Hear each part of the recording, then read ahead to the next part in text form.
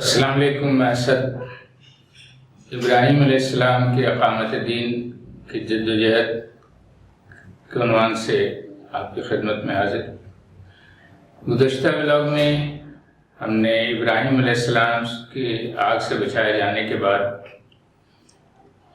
ہجرت کی بات کی تھی کہ آپ ہاران کی طرف ہجرت کر گئے. ہاران آپ کے بڑے بھائی کا نام تھا اور آپ ہی کے انہی کے نام پر یہ شہر آباد تھا. آپ کے بڑے بھائی ہاران اس شہر کے سربراہ تھے. آپ وہاں پہنچے تو ہاران کے صاحبزادے لوط علیہ السلام جو ابراہیم علیہ السلام کے بھتیجے ہوئے وہ ابراہیم علیہ السلام پہ ایمان لائے. یہاں پر ایک بات اور ضمناً کہا جائے کہ ہمارے یہاں عموماً مذہبی طبقہ یہ کہتا ہے کہ ابراہیم علیہ السلام کے برسوں یعنی 100 سال سے زیادہ کہ دعوتی جدوجہد کے نتیجے میں صرف چند لوگ ایمان لائے، یعنی سارہ علیہ السلام، ہاجرہ علیہ السلام اور لوط علیہ السلام، جبکہ یہ غلط ہے. ابھی ہم دیکھیں گے کہ کس طرح ابراہیم علیہ السلام کی دعوت پہنچی اور اس کا جو ہے اجمالی ذکر ہے اللہ تبارک و تعالیٰ نے سورہ ممتحنہ کی آیت نمبر 4 میں بھی بیان کیا ہے اور کہا کہ ابراہیم اور اس کے ساتھ جو لوگ ایمان لائے تھے ان کے اندر تمہارے لیے نشانیاں ہیں. قد كانت لكم أسوة حسنة في إبراهيم والذين معه إذ قالوا لقومهم إنا براء منكم ومما تعبدون من دون الله كفرنا بكم وبدا بيننا وبينكم العداوة والبغضاء أبدا حتى تؤمنوا بالله وحده إلا قول إبراهيم لأبيه لأستغفرن لك وما أملك لك من الله من شيء ربنا عليك توكلنا وإليك أنبنا وإليك المصير. تو ہم بات کر رہے تھے کہ لوط علیہ السلام ایمان لائے اور ہاران کے یہ ایک بیٹے تھے. تو ہاران کے انتقال کے بعد لوط علیہ السلام ہی جو ہے ان کی تمام جائیداد کے وارث ہوئے اور یہاں پر 10 سال ابراہیم علیہ السلام نے ہاران میں قیام فرمایا اور قیام کرنے کے دوران جو ہے آپ نے مستقبل کی منصوبہ بندی اور پلاننگ کی. اس 10 سال دور میں ادھر جو مرکزی ریاست کا جو مرکزی شہر تھا اور جہاں نمرود، ہم نے پچھلے ولاگ میں بات کی کہ ارنمو کے بعد اس کا بیٹا شغلی حکمراں ہوا،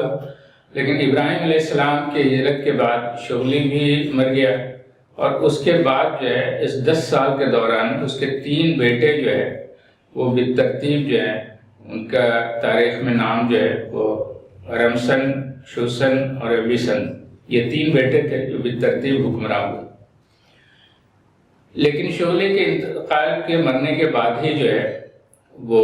جو قریبی ریاست ایران کی تھی جو الامی کہلاتے تھے، جو تاریخ میں جو معروف میں جو ساسانی جن کو کہا جاتا ہے، اور یہ جو ہیں وہ یہ وہ لوگ ہیں جو طاقت پکڑ رہے تھے اور میں نمرود کے مرنے کے بعد وہ سمجھ رہے تھے کہ اب جو ہے ان کی ریاست کو الٹ کر کے وہ خود جو ہے اس ریاست پہ قابض ہو جائیں. حالانکہ شوسن نے جو دوسرا بیٹا ہوا شغلی کا، اس نے اپنی بہن کی شادی ایرانی بادشاہ سے کر کے ایک رشتہ داری قائم کر کے معاملات کو سنبھالنے کی کوشش کی تھی، لیکن اس میں ناکام رہا. بالآخر جو ہے وہ ایرانی غالب آ گئے اور تیسرا جو ابیسن تھا وہ ان سے شکست کھا گیا اور اس طرح نمرودی ریاست جو ہے 10 سال کے بعد پوری طرح وہ ختم ہو گئی اور ان کے شہر پر ایرانیوں کا قبضہ ہو گیا. اور جب انہوں نے قبضہ کیا تو صرف وہاں نہیں کیا بلکہ دور دور تک جہاں جہاں بھی ان کی ریاستیں تھیں. ہم نے پچھلے ولاگ میں یہ بات کی ہے کہ کہ شمالی ایران سے لے کر کے آرمینیا کے سرحد تک ان کا مرکزی علاقہ تھا، تو اس طرح یہ جو اردن وغیرہ کا علاقہ ہے یہ بھی ایرانیوں کے قبضے میں آیا، اور یہاں جنوب مشرق میں یہ ہندوستان جو ہڑپا، موہنجودڑو اور بلوچستان وغیرہ ہے یہ بھی ان کے قبضے میں آیا۔ تو جو ایرانی ہندوستان کی طرف آئے تو اس راستے سے آئے جس پہ ہڑپا اور موہنجودڑو تھا، انہوں نے اس کو بھی تباہ کیا۔ تو اس کی تباہی میں ان ایرانیوں کا بھی بڑا ہاتھ ہے، اور پھر انہوں نے اس تہذیب کو تباہ کرتے ہوئے شمالی ہندوستان کو پوری طرح قابض ہو گئے، اور یہاں جو مقامی جو قوم تھی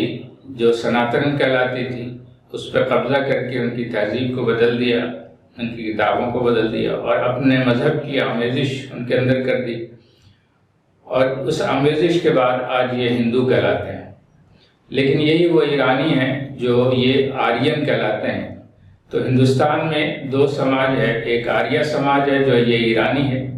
اور انہی ہندوؤں میں آپ دیکھتے ہوں گے کہ بعض سادھو اور پنڈت جو ہیں وہ توحید کی بات کرتے ہیں۔ تو یہ جو توحید کی بات کرتے ہیں اور ایک خدا کی بات کرتے ہیں اور کسی بت کی پرستش نہیں کرتے، یہ برہما سماج کے لوگ ہیں، یہ ہندوستان میں بہت تھوڑے ہیں، اور یہ ابراہیم علیہ السلام کی توحید پہ قائم ہے، اور اسی بنیاد پہ یہ برہما اپنے آپ کو کہتے ہیں۔ تو اور اس طرف جو ہے یہ مغرب کی طرف جو گئے تو انہوں نے وہ نمرودیوں کے جو ان کے حکمراں اور ان کے جو فوجی اور ان کے لوگ تھے ان کو لگیٹتے ہوئے وہ لوگ بھاگے یورپ کی طرف، تو ان کو بھی تعاقب کرتے ہوئے یہ آرین جو ہیں یہ ایرانی یہ جرمنی تک بھی گئے، اور آپ دیکھیں کہ پھر یہ جب دنیا پر یہ ہٹلر کے بعد یہ دوبارہ انہوں نے اپنے آپ کو منظم کیا، اور یہ جرمنی کے لوگ بھی اور ہندوستان کے لوگ بھی یہ اپنے آپ کو دوبارہ اس پرانی تہذیب سے جوڑ کر کے اپنے آپ کو آرین کہہ رہے ہیں، اور ان دونوں نے اپنے نشان سواستیکا رکھا ہے جو ایک چوکور سے نشان ہے۔ واپس آتے ہیں ہم ابراہیم علیہ السلام کی طرف۔ ابراہیم علیہ السلام نے وہ جو لوط علیہ السلام کے پاس ان کے والد ہاران سے جو جائیداد اور دولت ان کے پاس میسر آئی تھی اس کا انفاق کیا، وہ چیزیں ابراہیم علیہ السلام کے حوالے کی، اور اس وسائل سے ابراہیم علیہ السلام نے ایک دعوتی مرکز کا قائم کیا۔ یہ مرکز وہ جگہ ہے جسے آج آپ حلب کے نام سے جانتے ہیں، یہ شام میں واقع ہے، اس کو انگریزی میں الیپو کہتے ہیں۔ یہ حلب اصل میں اس جگہ حلب اس لیے کہتے ہیں کہ یہاں پر جو مرکز آپ نے قائم کیا تھا، اس مرکز کے اپنے وسائل اور ضروریات پوری کرنے کے لیے آپ نے غلہ بانی کی تھی، یعنی جس کو آج کے زبان میں ہم کیٹل فارمنگ کہتے ہیں۔ یہ بڑے پیمانے پہ کیٹل فارمنگ تھی، اس سے جو دودھ دستیاب ہوتا تھا، یہ دودھ ایک طرف جو ہے وہ آپ کی اپنی اور اپنے گھرانے کی ضروریات اور آپ کے ساتھ جو مومنین تھے ان کی ضروریات کی پوری کرتی تھی، کچھ اس کو بیچ کر کے جو ہے اخراجات بھی پورے کیے جاتے تھے۔ اس کے علاوہ جو آنے جانے والے مسافر تھے ان کو یہ مفت تقسیم کیا جاتا تھا، مستحقین کو اور مسافروں کو یہ دودھ مفت تقسیم کیا جاتا تھا، اور ابراہیم علیہ السلام کے جو ملازمین تھے جب یہ دودھ تقسیم کرتے تھے تو آواز لگاتے تھے حلب حلب حلب، تو اس حلب سے پھر وہ حلب ہو گئی، اور وہ آج حلب کے نام سے شام کا ایک معروف مشہور شہر ہے۔ یہی وہ شہر ہے جو بعد میں جب قوم لوط کو تباہ کرنے کے لیے فرشتے آئے تھے تو وہ اسی جگہ آئے تھے جن کے استقبال کے لیے ابراہیم علیہ السلام نے اپنے اسی کیٹل فارم سے ایک بچڑا ذبح کر کے ان کی تواضع کا اہتمام کیا تھا۔ اس مرکز کو قائم کرنے کے بعد آپ نے دعوت و تبلیغ کا سلسلہ شروع کیا۔ اس کے نتیجے میں یہ ہوا کہ جو ہبرون ہے جسے مسلمان الخلیل کہتے ہیں، یہ وہ الخلیل وہ بیت المقدس میں وہ چھوٹا شہر ہے جہاں ابراہیم علیہ السلام خود مدفون ہیں، سارہ علیہ السلام اور دیگر انبیاء جو ہیں وہ کے روضات یہاں موجود ہیں۔ یہاں کا جو بادشاہ تھا وہ ایمان لایا، اس کے آپ نے اس کو ملک الصادق کا نام دیا، اور اسی طرح آپ نے دوسرا کام یہ کیا کہ لوط علیہ السلام کے لیے قریب کے ایک دوسرے شہر جو بحر مردار جسے ڈیڈ سی کہتے ہیں، اس کے جنوب میں ایک شہر آباد تھا جس کا مرکزی شہر جو ہے سدوم کہلاتا تھا۔ تو یہ صدوم تو مرکزی شہر تھا، اس کے علاوہ اس کے 4 دیگر بڑے شہر تھے۔ اس شہر پہ جو ہے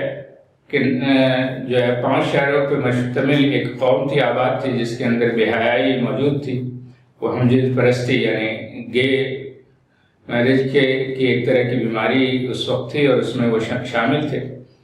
لوط علیہ السلام ان کی اصلاح کے لیے بھیجے گئے، اس قوم نے اصلاح نہیں پکڑی، اور اس تمام تر جدوجہد کے بعد جب وہ قوم خود لوط علیہ السلام کے درپے ہو گئی تو اللہ تبارک و تعالیٰ نے ان کی تباہی کا فیصلہ کیا۔ اس کے لیے وہ فرشتے بھیجے گئے، جس کا بھی حلب کے عنوان میں آپ سے ذکر کیا۔ لوط علیہ السلام کو ہجرت کا حکم دیا گیا، اور جب آپ وہاں سے ہجرت کر رہے تھے تو وہاں اور اردن کے درمیان کے راستے میں پہنچے تو اس وقت یہ ایرانیوں کی چھاؤنی تھی، جس کا ذکر ابھی ہم نے نمرودی حکومت کے خاتمے میں کر چکے آگے ہیں۔ تو جب یہاں پہنچے تو ایرانیوں نے آپ کو گرفتار کر لیا، اور اس گرفتاری کے بعد جو ہے ابراہیم علیہ السلام نے ملک الصادق کے فوج لے کر کے رات کے وقت جو ہے ایرانیوں پہ حملہ آور ہوئے اور لوط علیہ السلام کو ان سے آزادی دلائی۔ اس کے بعد کے آگے مراحل جو ابراہیم علیہ السلام کی دعوت اور اس کے مرکز اور اسلامی ریاست کے قیام کے حوالے سے انشاءاللہ